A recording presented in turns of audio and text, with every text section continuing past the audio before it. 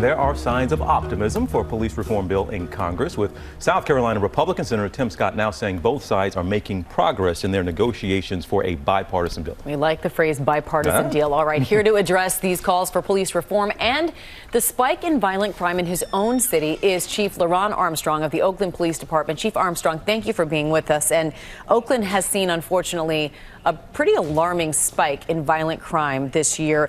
Why do you think that's happening? Does it have something to do with the pandemic? What are your theories? What are your thoughts?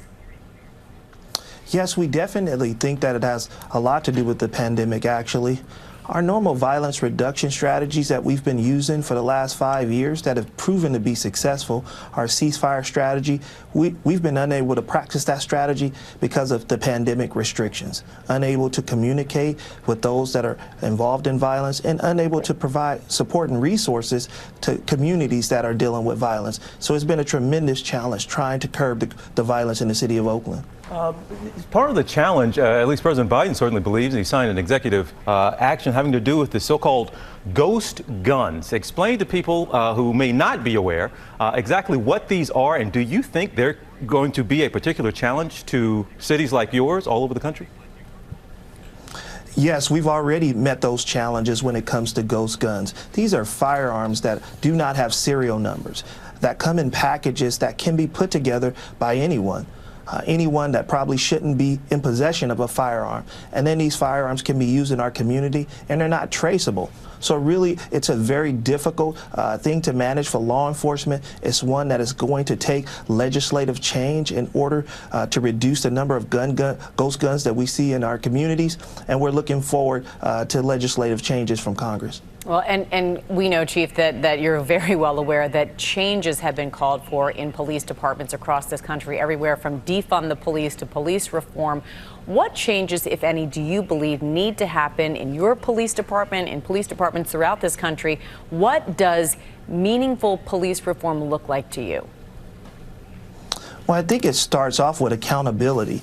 One of the things we've had in Oakland is our Oakland Police Commission, which is a civilian board that oversees the police department. I think that's the beginning, to have community be a part of decision making in the police department.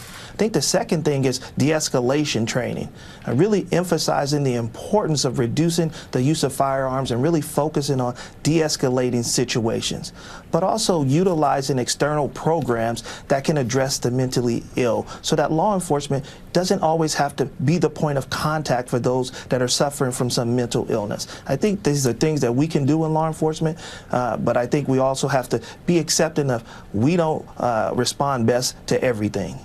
Chief, again, we talk about possible movement on a bipartisan police reform bill coming out of D.C. One of the hangups has been this idea of qualified immunity for police officers, which grants legal immunity from civil lawsuits for a police officer. Where do you stand on that? Qualified immunity, does it need to stay, in your opinion? I think it needs to stay. I do think that there's something that we can look at, because I think that the vast majority of officers across the country come in every day and do a great job. They are making split-second decisions on life-threatening situations. And so I think that to be able to paint a picture with a broad brush is maybe not the look that we should be looking towards. But I do think that there's a need for accountability to figure out what is appropriate for officers that have violated the law and violated policy. So I think there is much more conversation that needs to be had. But I think the overwhelming majority of law enforcement officers come in every day and do a good job. And finally, Chief, May is Asian American and Pacific Islander Heritage Month. We've seen the rise in hate crimes against Asian Americans during this pandemic. And specifically last week, the president of Oakland's Chamber of Commerce was attacked. How are you combating this problem? Yeah, we've increased presence in our Chinatown community. We've actually assigned a Chinatown liaison officer that speaks the language, monolingual officer that is able to patrol that community and interact with our business and merchants in that community. I think that presence is helping.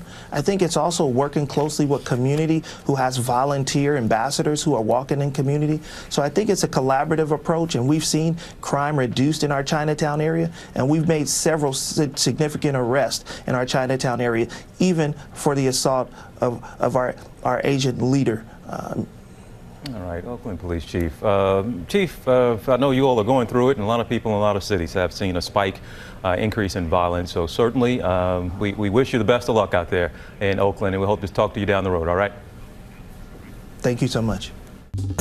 Well, hey there, GMA fans. Robin Roberts here. Thanks for checking out our YouTube channel. Lots of great stuff here. So go on, click the subscribe button right over here to get more of awesome videos and content from GMA every day, anytime. We thank you for watching, and we'll see you in the morning on GMA.